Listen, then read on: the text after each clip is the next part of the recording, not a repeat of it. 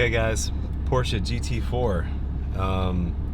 We've always been massive fans of the Porsche GT3. We've had 997, 991, and when the 991 came out, everyone was moaning that it no longer had a manual gearbox, you know, because it was supposed to be the purest driving Porsche out there. Porsche had a simple defense for that, you know, in their view it's supposed to be the highest performance 911 available, and to do that they had to use a paddle shift gearbox. The other thing I'll say about that car is, while it is probably the best road car I've ever driven on, we don't have good enough roads to drive it. So it's too fast in any conditions that we have to use it.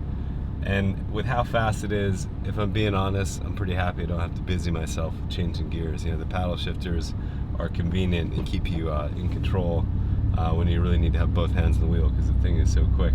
When we heard about this GT4, where they're taking the Cayman and applying the Porsche GT philosophy to it, and finally putting a bigger motor in it, the 911 3.8 liter, we're like, yeah, that sounds the right kind of car for us. And you know what?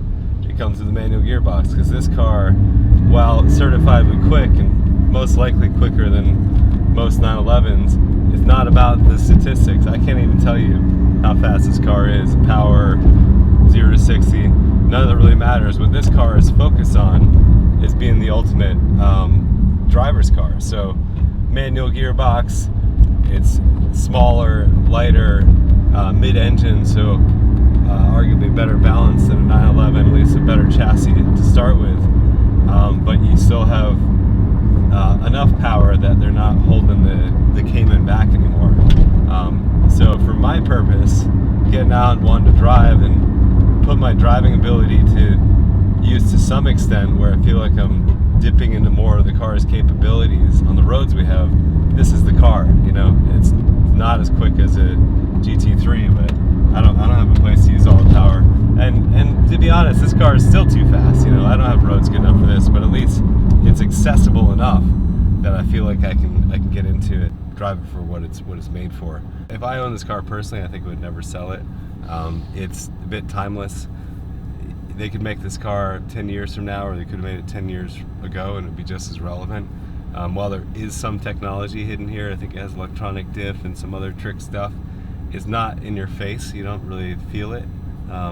You know, the car feels tactile and pure and analog, which is what everyone's striving for as cars become more and more digital and more sophisticated.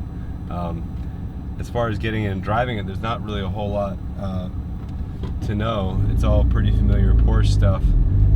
We have limited kind of driver controls. You have an exhaust mode that lets the exhaust get louder, suspension, which makes suspension stiffer.